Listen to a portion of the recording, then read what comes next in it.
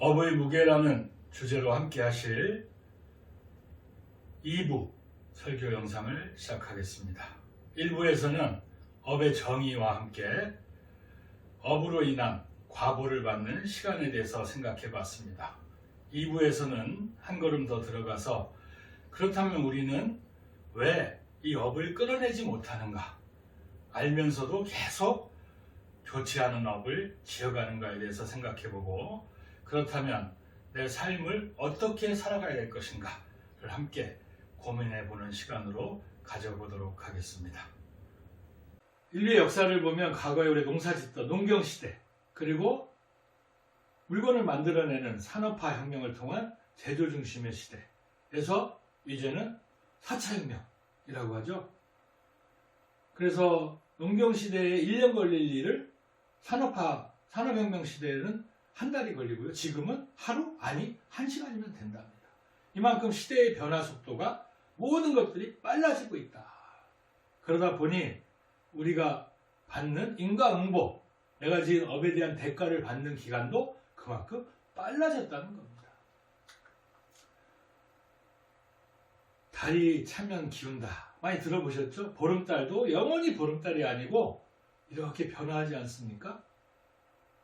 이 말씀을 들으면 생각나는 글이 있죠. 권불10년 화무십이로.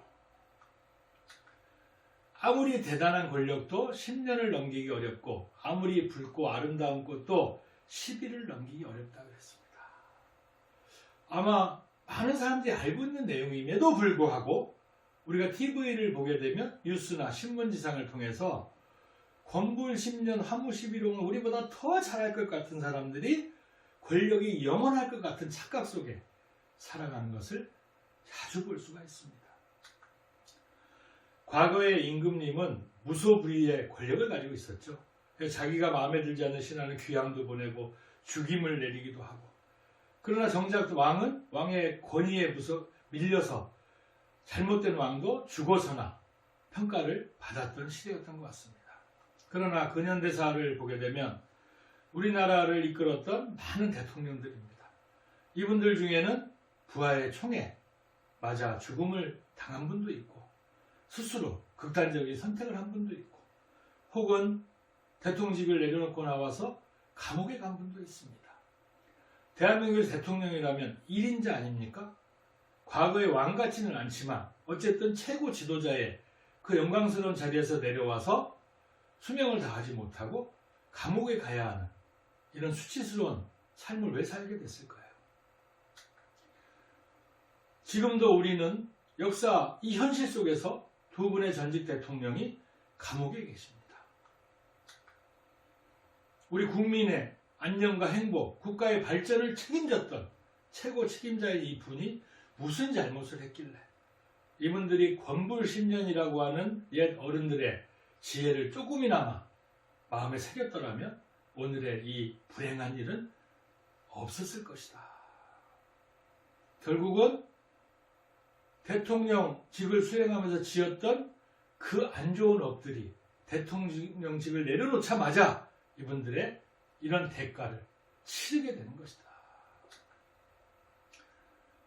바람과 함께 사라지다가 아니라 비리와 함께 사라져버린 우리의 대통령들, 국민의 불행이고 국가의 불행이 아닐 수 없습니다. 윗물이 맑아야 아랫물이 맑다고 하죠. 국가의 지도자들이 이런 행태를 보이니 최근에 고위공직자 재산 작년 평균 3억이 늘었답니다. 공직자가 뭡니까? 국민을 위해서 헌신하고 봉사하는, 그리고 우리나라의 시대 문화가 억울하면 출세해라. 출세를 위해서는 수단과 방법을 가리지 않는다. 과정을 무시한 이런 어른들이 지도하는 아이들, 이런 어른들을 보고 자란 아이들이 어떤 삶을 살아가겠습니까? 요즘 뉴스를 들으면 장관이다 뭐다 청문회를 보게 됩니다. 저렇게 먼지털이개로 먼지를 털어내듯이 그 사람의 어려서부터 지금 이 순간까지 탈탈 털려. 내가 지은 업 중에서 아무리 털어도 부끄러움이 없다면 겁날 게 없겠죠. 그러나 결국은 자기가 지었던, 이런 날이 올 거라고 모르면서 지었던 그 업에 의해서 낙마하고 하죠. 결국은 뜻했던, 원했던 그 자리에 가지 못하고 끌려 내려가 버리는, 자신이 지은 업을 얼마 지나지 않은 시간에 바로 받게 된다. 여기서 또 하나 불행한 일은, 끌어내린 사람도 저 자리에 가게 되면 자신할 수 없다는 웃지 못할 현실이라는 겁니다. 오죽하면 고위공직자가 되기 위해서는 도덕이나 정직이나 청렴 같은 것은 내려놓고 위장전입이나 위장취업, 부동산 투기, 논문 표절 정도는 해줘야 고위공직자 될 자격이 있다는 웃지 못할 만평이 다 있겠습니까? 참으로 안타까운 오늘입니다. 이것은 무엇이냐? 음주운전하는 것 같죠? 음주운전을 하는 경찰이 자기가 술에 취해 있네요. 청문회를 하는, 청문회에 질문을 던지는 사람도 누구에게도 돌을 던지지 못한다는 말처럼 참으로 부끄러운 일이 아닐 수 없습니다. 자, 업이 무엇인가? 업이 얼마나 우리에게 빠르게 그 대가를 요구하는가를 알아봤습니다. 그러면 업의 무게에 대해서 한 걸음 더 들어가 보도록 하겠습니다. 업이라는 것에 대해서 이해가 잘 안 되시거나 종교적으로 다른 생각을 가지신 분들이 있을 수도 있어서 업을 두 가지로 나눠서 한번 생각해 볼까 합니다. 첫 번째 업은 종교가에서, 흔히 불교에서, 불가에서 말하는 업력하는 그런 업이고요. 두 번째 업은 직업할 때 업을 한번 같이 살펴볼까 합니다. 세계적으로 유명한 대한민국의 삼성이라는 그룹이 있습니다. 이 삼성그룹의 임원이 되면 반드시 가져야 될, 그리고 받는 교육 중에 업의 개념이라는 용어가 있습니다. 이것이 과연 어떤 업일까요? 자기가 수행하고 있는 업의 본질과 특성을 제대로 알고 사업에 임하자는 것이랍니다. 여기서 업이라고 하는 건 업무를 얘기하는 것 같습니다. 내가 맡고 있는 업의, 업무의 본질과 특성을 제대로 알고 해라. 여기서 본질과 특성을 보면 시간이 흘러도 변하지 않는 그 업의 기본 가치를 업의 본질이라고 합니다. 이것은 뭐냐? 삼성이라고 하는 기업이 갖고 있는 지향하는 바 기업관을 얘기합니다. 삼성의 존재 이유, 삼성이라는 기업을 운영해서 과연 무엇을 하자는 거냐? 이거에 대한 기본 가치를 먼저 확실히 알아야 된다는 거죠. 그럼 업의 특성은 뭘까요? 경영 환경이나 시대의 변화에 따라 변하는 업의 속성을 의미합니다. 본질을 근간으로 그 본질, 그 기본 가치를 이루어내기 위해서 시대의 변화에 따라 다양한 사업의 구상이 달라질 수 있다는 거죠. 여기서 말한 본질과 특성을 우리 불가의 표현을 빌려서 말하자면, 본질은 체요, 특성은 용이라 할 수 있습니다. 체는 변하지 않는 것이죠. 체를 근간으로, 체를 기준으로 다양한 용, 변화를 가져오게 된다는 것입니다. 본질적인 업, 특성적인 업, 그랬는데 한 번 더 깊이 알아보도록 하겠습니다. 본질적인 업이란 무엇이냐? 아까 말씀드린 것처럼 몸과 입과 뜻, 세 가지로 지은 업을 얘기합니다. 근본적인 업이죠. 이 업은 삶의 가치를 우리에게 알게 해줍니다. 왜 사는가 하는 궁극적 해답을 스스로에게 던지고, 질문을 던지고 해답을 끊임없이 가져가는, 그것을 알 때, 올바른 삶의 가치를 알 때 내가 내 몸과 내 입과 내 생각으로 어떤 업을 지어야 하는가 하는 답을 얻을 수 있기 때문입니다. 특성적인 업은 무엇이냐? 직장이나 사업 같은 생업을 의미합니다. 생업을 통해서 일생업의 대부분을 짓게 됩니다. 여러분 한번 생각해 보세요. 출근해서 퇴근하거나 가게문을 열고 가게문을 닫을 때 내가 집에서 지내는 시간보다 많은 시간을 내 일터에서 보내게 됩니다. 그리고 일터를 통해서 많은 일을 하게 되고 많은 사람을 만나게 되고 많은 경계를 만나게 된다. 그래서 직업이 소중한 것이다. 직업을 통해서 특성적인 업인 직업을 통해서 근본적인 업을 만들어가기 때문입니다. 직업에는 복 짓는 직업과 죄 짓는 직업이 있습니다. 직업은 생계를 유지하기 위한 필수 수단입니다. 그러나 내 생계를 유지하면서도 복을 지면서 하는 직업이 있고 죄를 지면서 하는 직업이 있다. 그래서 직업의 종류에 따라 업의 종류가 달라진다. 복 짓는 직업을 가진 사람은 선업을 지을 것이요, 죄 짓는 직업을 가진 사람은 악업을 짓게 되기 때문에 얼마 지나지 않은 시간에 그 사람의 미래는 눈에 보듯 불보듯 뻔하게 되는 겁니다. 자, 업과 업, 이 두 가지를 정리를 해보면 시대 상황에 따라 직업은 바뀔 수 있지만 왜 사는가라고 하는 삶의 궁극적 가치에 대한 해답을 가지고 있느냐 없느냐의 차이에 따라 인생은 엄청나게 달라지게 되는 것입니다. 지금도 과거에는 있었지만 없어진 직업이 많고 과거에는 없었지만 앞으로 생겨날 직업이 많습니다. 직업은 많은 변화를 갖게 됩니다. 그러나 그 직업을 갖는 이유는 내 삶의 궁극적 가치를 이루기 위한 수단이라는 것을 잊지 말아야 합니다. 작은 업에 현혹되어서 큰 업에 죄를 담는 우를 범하지 말아야 된다는 것입니다. 끙끙 이게 무슨 소리일까요? 인생을 살아오면서 아까 말씀드렸던 내 업주머니에 하나둘씩 업이 채워지면서 한 걸음 한 걸음 떼기가 힘든 사람이 내는 힘든 소리입니다. 살다 보니까 저렇게 많은 업들이 내 등에 매달려 있네요. 그래서 때로는 좌절하고 때로는 비관하고 때로는 극단적인 선택까지 하는 그런 삶들을 우리는 살아가고 있습니다. 그러나 여기서 생각 하나를 바꿔서 어쩌면 삶의 무게란 나를 짓누르는 게 아니라 나를 날 수 있게 하는 날개일지도 모른다 라고 생각해보면 어떨까요? 지쳐있는 나에게 정말 내가 힘들 때 죽고 싶은 만큼 이 삶의 무게가 나를 짓누를 때 이렇게 한번 나에게 툭 던져보세요. 가까이 다가가 봐. 삶의 무게 없는 사람이 있니? 털어봐. 아프지 않은 사람이 있나?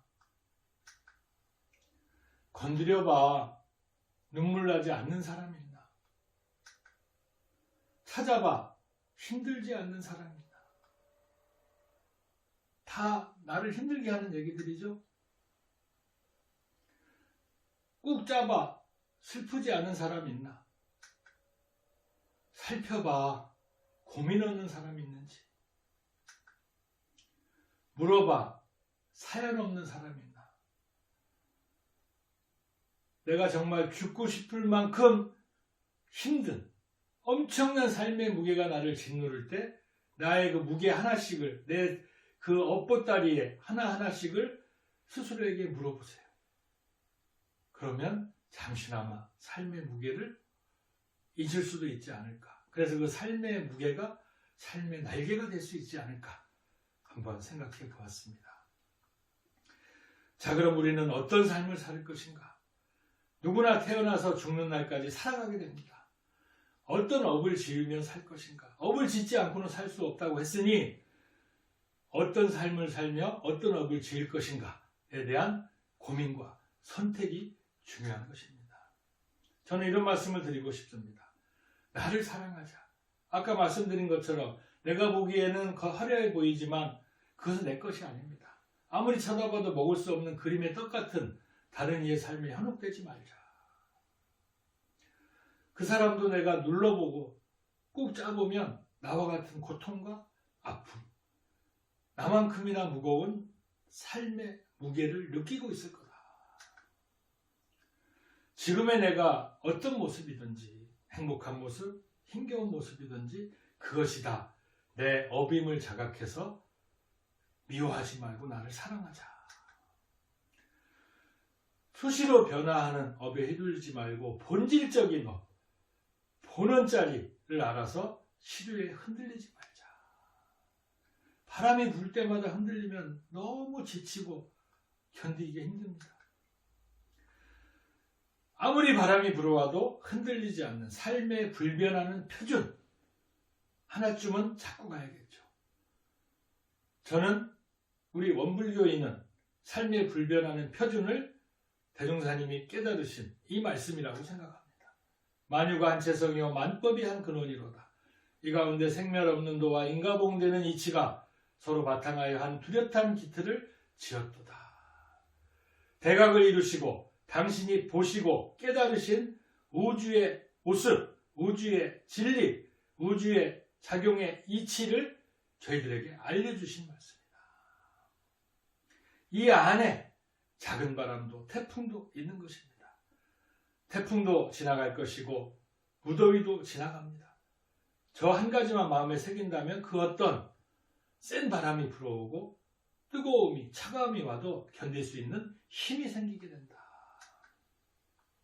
봄이 오면 꽃이 피고 여름이 오면 실록이 우거지고 가을에 낙엽이 지고 겨울엔 앙상한 가지가 슬퍼 보이지만 그 뿌리는 변함없이 굳건해서 다시 봄이 오면 꽃을 피듯이 우리 인생에서 만나게 된 숱한 경계 속에서 그 바람결에 흔들리는 가지와 잎은 흔들릴 망정 우리의 성품자리를 늘 반주하시면서 뿌리 막는 상하지 마시기를. 그런다면 지금 이 순간 나를 힘들게 하는 그것들, 내 어깨를 짓누르는 삶의 무게가 언젠가는 나를 자유롭게 날게 해줄 수 있는 삶의 날개가 될 것이라는 믿음과 기대를 가지고 오늘 하루도 열심히 살아가야 하겠습니다. 자, 지금 미래를 위해서 어떤 씨앗을 심고 계신가요? 선업의 씨앗을 심고 계신가요? 악업의 씨앗을 심고 계신가요? 부디 내 마음속에 소중한 선업의 씨앗을 심으셔서 새싹을 잘 키워나가셔서 머지않은 미래에 큰 복락을 장만하시기를 염원해 봅니다. 집중무건이란 말이 있습니다. 가운데만 잡고 저울질을 하지 마라. 누구에게나 바람은 불고 태풍은 불고 추위도 오고 더위가 옵니다. 추우면 춥다고 더우면 덥다고 바람이 오면 이리 흔들리고 저리 흔들리고 바람이 오는가 보다 추운가 보다 가운데만 잡고 저울질을 하지 말아라. 이럴 때 고통은 나를 더 이상 힘들게 하지 못할 것이다. 업 하나의 무게는 저 깃털같이 가벼울지 몰라도 하나둘 쌓이면 거대한 바위보다도 무거워집니다. 내가 주체하기 힘든 엄청난 무게를 지니게 되는 겁니다. 그래서 내가 소소하게 짓는 작은 업 하나가 그만큼 무섭게 되는 것입니다. 우리가 이 업의 테두리 안에 갇히기 전에, 업의 고리에 휩쓸리기 전에 내가 갇히려면은 날카로운 바늘로 풍선을 터뜨리듯이 업을 부수고 업을 깨버리고 내 업주머니에 채이지 않도록 순간순간 노력해 갈 때 이렇게 노력하는 사람이 많아지는 그런 세상이 바로 집집마다 부처가 사는 세상입니다. 오늘 업이란 무엇이며 업의 무게는 얼마나 무거운지 가벼운지 그리고 내 어깨를 짓누르는 이 엄청난 삶의 무게 업의 무게를 어떻게 줄일 것인지 함께 생각해 봤습니다. 피할 수 없으면 즐기라 했습니다. 태어났으면 마지막 이별의 순간까지 치열하게 살 수밖에 없는 것이 우리의 숙명입니다.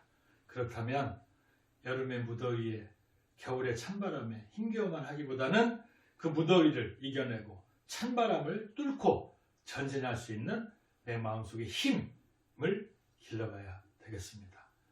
코로나19로 어려운 시기입니다. 하지만 늘 내 근본을 돌아보시면서 이 현상 속의 작은 위기도 충분히 극복해 나갈 수 있다는 믿음으로 오늘도 열심히 함께 살아가시겠습니다. 감사합니다.